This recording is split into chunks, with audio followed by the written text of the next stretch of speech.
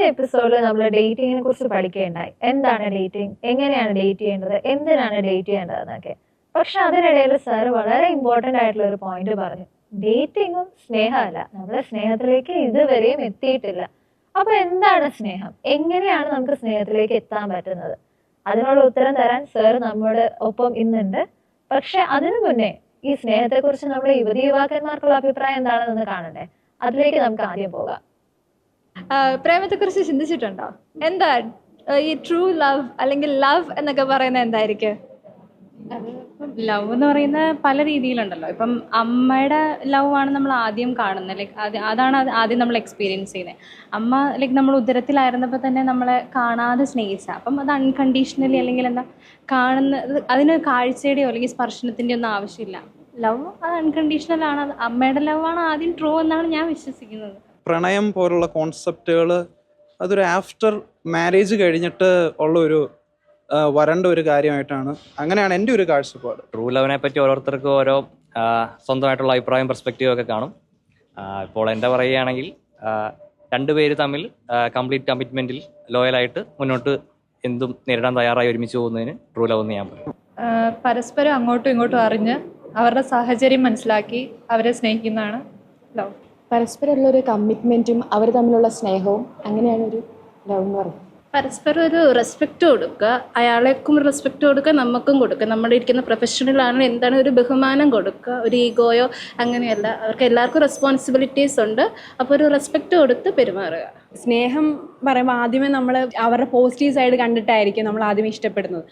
പിന്നെ കുറേ കഴിയുമ്പോഴേക്കും ആ നെഗറ്റീവും കൂടെ, അവരുടെ നെഗറ്റീവ് കൂടെ കാണിച്ച് തുടങ്ങുമ്പോഴേക്കും നമുക്കത് അക്സെപ്റ്റ് ചെയ്യാൻ പറ്റും. അങ്ങനെയാണ് ഓരോരോ ലവിൽ ഓരോരോ പ്രശ്നങ്ങളൊക്കെ വരുന്നത്. പ്രണയം എന്ന് പറഞ്ഞു കഴിഞ്ഞാൽ നമുക്ക് പലർക്കും പല പ്രായത്തിലുണ്ടാകുന്നതാണ്. പക്ഷേ എല്ലാവർക്കും അതുപോലെ തന്നെ ഡിഫറെൻറ്റ് ഒപ്പീനിയൻസ് അതിനെക്കുറിച്ചുള്ളത്. ചിലർക്കത് വിവാഹത്തിന് മുന്നേ ഉള്ളതാണെങ്കിൽ അങ്ങനെ പ്രണയം പറയും, ചിലർ അതിന് ശേഷം ഉണ്ട് അതാണ് നല്ല പ്രണയം എന്ന് പറയും. എല്ലാ ഇതാണെങ്കിലും ഏത് കോൺസെപ്റ്റ് ആണെങ്കിലും അതിനൊരു ഗുഡ് സൈഡും ബാഡ് സൈഡും ഉണ്ട്. അതുപോലെ തന്നെ വിവാഹത്തിന് മുന്നേ നമ്മൾ നോക്കുകയാണെങ്കിൽ, വിവാഹത്തിന് മുന്നേ പരസ്പരം അണ്ടർസ്റ്റാൻഡ് ചെയ്ത് വരുന്നവർക്കാണെങ്കിൽ ഇച്ചിരി കൂടുതൽ മാരേജ് ലൈഫ് നമുക്ക് എക്സ്പെക്റ്റ് ചെയ്യാൻ പറ്റും. പക്ഷേ പരസ്പരം മനസ്സിലാക്കാതെ അറേഞ്ച് മാരേജ് ആയിട്ട് വരുന്നവർക്ക് തമ്മിൽ പൊരുത്തപ്പെടുന്നില്ലെങ്കിൽ ഭയങ്കര ബുദ്ധിമുട്ടായിരിക്കും മുന്നോട്ട് പോകുന്നത്. അപ്പം റിലേഷൻഷിപ്പ് ഒരു സൈഡ് നോക്കിയാൽ നല്ലതാണ്, എന്നാൽ വേറെ സൈഡ് ചിലപ്പോൾ അത് ടോക്സിക് ആവാം, ബാഡ് ബിഹേവിയർ എങ്ങനെ വേണമാവാം. പ്രേമിച്ചിട്ടുണ്ട്. ട്രൂ ലവ് എന്ന് പറഞ്ഞു കഴിഞ്ഞാൽ ട്രൂ ലവ് ഒന്നല്ല, എന്നാലും ഒരു 3 വർഷത്തോളം ഉണ്ടായിരുന്നു. പക്ഷെ നല്ലൊരു എക്സ്പീരിയൻസ് ആയിരുന്നു. അതിലൂടെ നമുക്ക് ഒരുപാട് കാര്യങ്ങൾ അറിയാൻ സാധിച്ചിട്ടുണ്ട്. സർ, നമ്മൾ കുട്ടികളുടെ അഭിപ്രായം കേട്ടു. എന്താണ് അവർക്കൊക്കെ സ്നേഹത്തെക്കുറിച്ച് വലിയ വലിയ വാക്കുകളൊക്കെയാണ് പറയാനുള്ളത്. സ്നേഹം എന്നൊക്കെ പറയുന്നത് എന്തോ ഒരു ദിവ്യമായ ഒരു കാര്യമാണെന്നൊക്കെയാണ് അവർ പറയുന്നത്. പക്ഷെ എന്നിട്ടും സാറ് പറയുകയുണ്ടായി, ഡേറ്റിംഗ് അല്ല സ്നേഹം എന്നുള്ളത്. ഡേറ്റിങ്ങിന്റെ ഒരു അടുത്ത തലമാണ് സ്നേഹം എന്ന് പറയുന്നത്. പക്ഷെ ആ ഒരു രീതിയിൽ നമ്മുടെ യുവാക്കൾ ചിന്തിക്കുന്നുണ്ടെന്ന് എനിക്ക് തോന്നുന്നില്ല. ഞാനും ഡേറ്റിംഗ് സ്നേഹമാണെന്നൊക്കെ ചിന്തിച്ചു പോകുന്ന ഒരാളാണ്. അപ്പൊ ശരിക്കും എന്താ സർ സ്നേഹം? യെസ് അങ്കിത, അത് വളരെ വളരെ നല്ല കാര്യമാണ്. കുട്ടികളുടെ വീഡിയോയിലും അതുപോലെ അവർക്ക് ഒത്തിരി സ്വപ്നങ്ങളുണ്ട് സ്നേഹത്തെക്കുറിച്ച്. അപ്പം ഞാൻ പറഞ്ഞു നിർത്തിയത്, dating is not equal to love. പലപ്പോഴും നമ്മൾ ഡേറ്റിങ് സ്നേഹമാണെന്ന് പറഞ്ഞ് തെറ്റിദ്ധരിച്ച് ധാരാളം നമുക്ക് അബദ്ധങ്ങൾ പറ്റാറുണ്ട്. അപ്പോൾ അവിടെ ഇനിയും സ്നേഹമായിട്ടില്ല. പക്ഷേ അവിടെ സ്നേഹത്തിൻ്റെ ഒരു അംശമുണ്ട്. അത് ഞാൻ ഇപ്പോൾ എക്സ്പ്ലെയിൻ ചെയ്യാൻ പോവുകയാണ്. അവിടെ സ്നേഹത്തിൻ്റെ ഒരു ചെറിയ അംശമുണ്ട്. കാരണം ഇല്ലാതെ ആർക്കും മുന്നോട്ട് ബന്ധങ്ങൾ കൊണ്ടുപോകാൻ പറ്റുകയില്ല. പക്ഷേ അത് ഇനിയും യഥാർത്ഥമായിട്ടുള്ള സ്നേഹമല്ല. എന്താണ് ട്രൂ ലവ്? കത്തോലിക്ക സഭ മതബോധന ഗ്രന്ഥത്തിൽ വളരെ വ്യക്തമായിട്ട് അത് പറഞ്ഞിട്ടുണ്ട്. അപ്പോൾ നമുക്കത് ഇവിടെ കാണാം.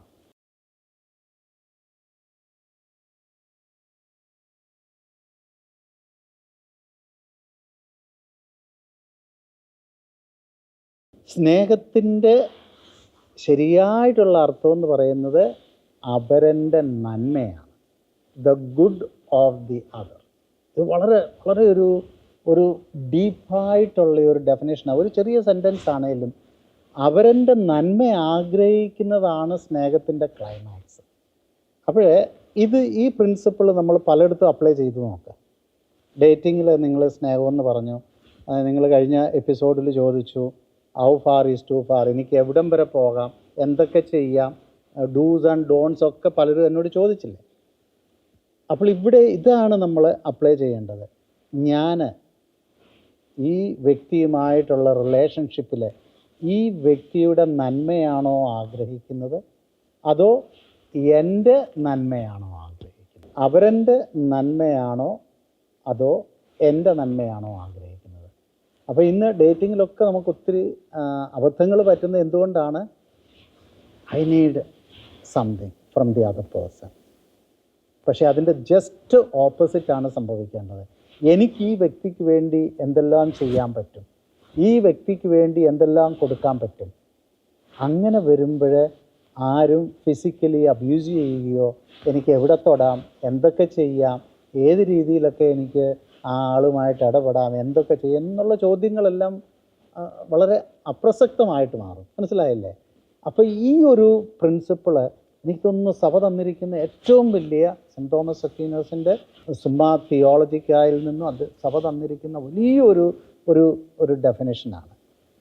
The true love is to will the good of the other person. അതായത് സർ, പലപ്പോഴും നമ്മൾ സ്നേഹം എന്ന് വിചാരിക്കുന്നത് ഇയാളിൽ നിന്ന് നമുക്ക് എന്ത് നേടിയെടുക്കാം, പക്ഷെ അതിന് പകരം ഇയാൾക്ക് ഞാൻ എന്ത് കൊടുക്കുന്നു, ഒരു ഗിവിങ് ആസ്പെക്ട് ആണ്. യെസ്, അതിലേക്ക് നമ്മൾ ഇനിയും വരുന്നുണ്ട്. കാരണം ഞാൻ ആരെയും കുറ്റപ്പെടുത്തുന്നില്ല. നമ്മൾ ഇന്നത്തെ ഒരു യൂട്ടിലിറ്റേറിയൻ കൾച്ചറിലാണ് നമ്മൾ ജീവിക്കുന്നത്. എന്താണ് യൂട്ടിലിറ്റേറിയൻ കൾച്ചർ എന്ന് പറയുന്നത്? സെൻറ്റ് ജോൺ പോൾ II പറഞ്ഞത് അത് it is a culture of death and darkness. എന്താണ് culture of death and darkness എന്ന് പറയുന്നത്? കാരണം മനുഷ്യ വ്യക്തിയെ ഉപയോഗിക്കുവാനുള്ള പ്രവണതയാണ് നമുക്ക് എല്ലാവർക്കും ഉള്ളത്. അപ്പം എനിക്ക് മറ്റ് ആളിനെ എങ്ങനെ ഉപയോഗിക്കാൻ പറ്റും? എൻ്റെ സ്വാർത്ഥതയ്ക്ക് വേണ്ടി, എൻ്റെ സെൽഫിഷ് ഗ്രാറ്റിഫിക്കേഷന് വേണ്ടി. ഇപ്പം എല്ലാ സെക്ഷുവൽ സിൻസിൻ്റെയും പിന്നിലുള്ള ഒരു ഏറ്റവും പ്രധാനമായിട്ടുള്ള കാരണം ഇതാണ്. നമ്മളിപ്പം മാസ്റ്റുർബേഷൻ എടുത്തോ, അല്ലെങ്കിൽ പോണോഗ്രഫി എടുത്തോ, അല്ലെങ്കിൽ പ്രീമാരിറ്റൽ സെക്സ് എടുത്തോ, ഏത് സെക്ഷുവൽ സിന്നിൻ്റെയും പിന്നിലുള്ള ഏറ്റവും വലിയ ഒരു പോയിൻ്റ് ഇതാണ്. എനിക്ക് ഈ വ്യക്തിയെ മാക്സിമം എത്ര യൂസ് ചെയ്യാൻ പറ്റും. ഈ ഒരു കോൺസെപ്റ്റാണ് നമ്മൾ ശരിക്കും മനസ്സിലാക്കേണ്ടത് ഡേറ്റിങ്ങിൽ. സോ എനിക്ക് എന്തെല്ലാം ചെയ്യാൻ പറ്റും ആ വ്യക്തിക്ക് വേണ്ടി. ഇവിടെ വരുമ്പോഴാണ് സ്നേഹത്തിൻ്റെ നെക്സ്റ്റ് ലെവലിലേക്ക് നമ്മൾ പോകുന്നത്. അപ്പോൾ അവിടെ സെൻറ്റ് ജോൺ പോൾ II അദ്ദേഹം ലവ് ആൻഡ് റെസ്പോൺസിബിലിറ്റിയിൽ പറഞ്ഞത് സ്നേഹത്തിന് 2 വശങ്ങളുണ്ട്, subjective love and objective love. അപ്പം നമ്മളിത് വെറും ഒരു അബ്സ്ട്രാക്റ്റ് ഐഡിയ ആയിട്ട് ചിന്തിക്കരുത്. സ്നേഹം വളരെ കോൺക്രീറ്റ് ആണ്. പലപ്പോഴും സ്നേഹത്തെക്കുറിച്ച് നമ്മളൊരു അബ്സ്ട്രാക്റ്റ് ഐഡിയ, ഒരു ഇമോഷണൽ ഐഡിയ ആയിട്ടൊക്കെ ചിന്തിക്കാറുണ്ട്. അഗെയിൻ സെൻറ്റിമെൻറ്റാലിറ്റിയിൽ നമുക്ക് തോന്നുന്ന emotions is not equal to love again. Okay, കാരണം ഇപ്പോൾ ഉദാഹരണം അവിടെ പറഞ്ഞു കഴിഞ്ഞാൽ ഒരു പെൺകുട്ടി കൂടുതൽ ഇമോഷണൽ സാറ്റിസ്ഫാക്ഷന് വേണ്ടി ആയിരിക്കും മറ്റേ വ്യക്തിയിൽ നിന്നും കൂടുതൽ കാര്യങ്ങൾ ചെയ്യുന്നതും ഒക്കെ, not because she loves the other person. അവിടെ എന്താണ് എനിക്കെന്ത് കിട്ടാൻ പറ്റും, കിട്ടാൻ പറ്റും എന്നുള്ള ചിന്തയല്ലേ വരുന്നത്. അപ്പോഴേ സബ്ജക്റ്റീവ് ആസ്പെക്റ്റ് എന്ന് പറയുന്നത് ഇതാണ്. അതായത് നമ്മൾ കണ്ട സെൻഷ്വാലിറ്റിയും സെൻറ്റിമെൻറ്റാലിറ്റിയും, അതായത് ഫിസിക്കൽ അട്രാക്ഷൻ്റെയും ഇമോഷണൽ അട്രാക്ഷൻ്റെയും തമ്മിലുള്ള ഒരു താളലയനമാണ് നമ്മൾ ഈ പറയുന്ന സബ്ജക്റ്റീവ്. അപ്പോൾ അതുകൊണ്ടാണ് ഈ റൊമാൻസിൻ്റെ ആദ്യ ഘട്ടങ്ങളിൽ ഭയങ്കര ത്രില്ലിംഗ് ആയിരിക്കും. We are in heaven. ഇപ്പോൾ കല്യാണം കഴിഞ്ഞ് ചില വ്യക്തികളൊക്കെ അവരുടെ പോസ്റ്റുകൾ സോഷ്യൽ മീഡിയയിലും അവിടെ ഇവിടെയൊക്കെ നമ്മൾ കണ്ടു കഴിഞ്ഞാൽ ലോകത്തിൽ ഒരു സ്വർഗമുണ്ടെങ്കിൽ അത് ഇവിടെയാണ് എന്ന് നമ്മൾ ചിന്തിച്ചു പോകും. നല്ല കാര്യം, ഇറ്റ് ഈസ് ഗുഡ്. കാരണം അവർക്ക് തോന്നുന്നത് ഈ സബ്ജക്റ്റീവ് ലവിൻ്റെ ക്ലൈമാക്സിൽ അവർ നിൽക്കുന്നത്. പക്ഷേ പ്രോബ്ലം എന്താണ്? ആ ലെവലിൽ തന്നെ നിന്ന് കഴിയുമ്പോൾ, ഇപ്പം വിവാഹം കഴിഞ്ഞു കുറച്ച് വർഷങ്ങൾ കഴിയുമ്പോൾ, അല്ലെ കുഞ്ഞുങ്ങളുണ്ടാകുമ്പോൾ, ഈ വൈകാരിക തലവും ഈ ഫിസിക്കൽ അട്രാക്ഷനും ഒക്കെ സ്ലോലി ഡിമിനിഷ് ആയി പോകും. അപ്പോൾ എന്ത് പറ്റും? ഒരു ബന്ധവും ഒരു സ്നേഹവും ഇല്ല. ഈ മനുഷ്യൻ എന്നോട് സ്നേഹമില്ല, അല്ലെ അവൾക്ക് എന്നോട് സ്നേഹമില്ല. പല പേരൻസും അല്ലെങ്കിൽ ദമ്പതികൾ കംപ്ലൈൻറ്റ് ചെയ്യുന്നതാണ്. പക്ഷെ അതിൻ്റെ പ്രോബ്ലം എന്താണ്? They were in the peak of subjective ലവിൻ്റെ പീക്കിലായിരുന്നു അവർ. അപ്പോൾ റൊമാൻസിൻ്റെ ആദ്യഘട്ടങ്ങളിൽ ഭയങ്കര ത്രില്ലിംഗ് ആണ്. വർഷങ്ങൾ കഴിയും തോറും ഇതിങ്ങനെ കുറഞ്ഞ് അവസാനം രണ്ടുപേരും അങ്ങോട്ടും ഇങ്ങോട്ടും മിണ്ടാതെ വരെ വരുന്ന ഒരു സിറ്റുവേഷനിലേക്ക് പോകാൻ സാധ്യതയുണ്ട്. കാരണം എന്താണ്? ആ സബ്ജക്റ്റീവ് ലെവലിൽ നിന്ന് അവർ മുന്നോട്ട് പോയിട്ടില്ല. മാരീഡ് ലൈഫിൽ സംഭവിക്കാവുന്ന കാര്യങ്ങളാണ് പറയുന്നത്. അപ്പോൾ ഇനി രണ്ടാമത്തെ ലവാണ് ഒബ്ജക്റ്റീവ് ലവ്. ഇപ്പം ഡേറ്റിങ്ങിലാണെങ്കിൽ തന്നെ രണ്ട് വ്യക്തികൾ, പുരുഷൻ ചിന്തിക്കുകയാണ് എനിക്ക് ഇവക്ക് വേണ്ടി എന്ത് ചെയ്യാൻ പറ്റും, സ്ത്രീ ചിന്തിക്കുകയാണ് എനിക്ക് ഇയാൾക്ക് വേണ്ടി എന്ത് ചെയ്യാൻ പറ്റും. ഈ ചിന്ത വരുമ്പോൾ അവിടെ ലെസ്റ്റ് ഉണ്ടോ? ഇല്ല. അവിടെ സ്വാർത്ഥതയുണ്ടോ? ഇല്ല. ഒന്നുമില്ല. നിങ്ങൾ ചോദിച്ച എല്ലാ ചോദ്യങ്ങളും അൺഇമ്പോർട്ടൻ്റ് ആണോ? അല്ലേ? അപ്പൊ ഇതാണ് നമ്മൾ ശരിക്കും മനസ്സിലാക്കേണ്ടത്.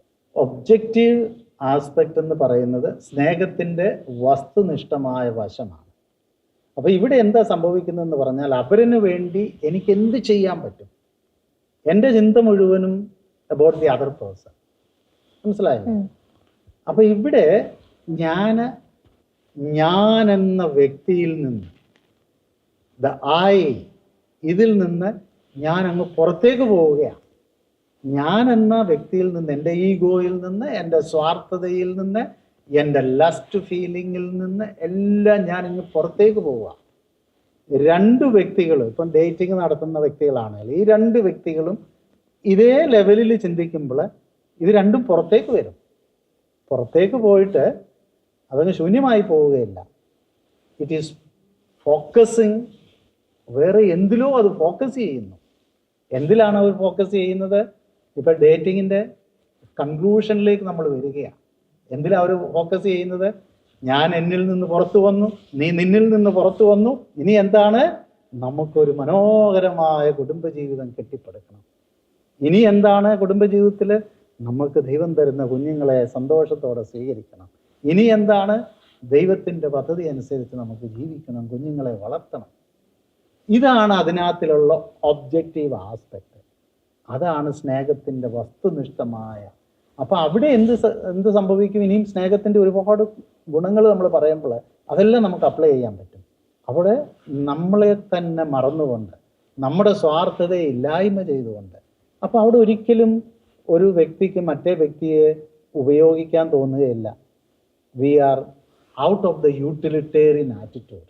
അല്ലെങ്കിൽ എപ്പോഴും ഇങ്ങനെ നമ്മൾ വേറെ വ്യക്തിയെ, നമ്മുടെ അടുത്ത വ്യക്തി, അത് ഭാര്യ ആയിക്കൊള്ളട്ടെ, നമ്മുടെ സ്നേഹിക്കുന്ന വ്യക്തി ആയിക്കൊള്ളട്ടെ, ഉപയോഗിക്കാൻ നോക്കും. ഉപയോഗിച്ച് എനിക്ക് ഉപയോഗമില്ലാതെ വരുമ്പോൾ I am not interested in that person. ഈ പലപ്പോഴും ഇന്നത്തെ ലാംഗ്വേജിൽ എന്താ പറയുന്നത്? തേച്ചിട്ട് പോവുക എന്നൊക്കെ പറയുന്നത്.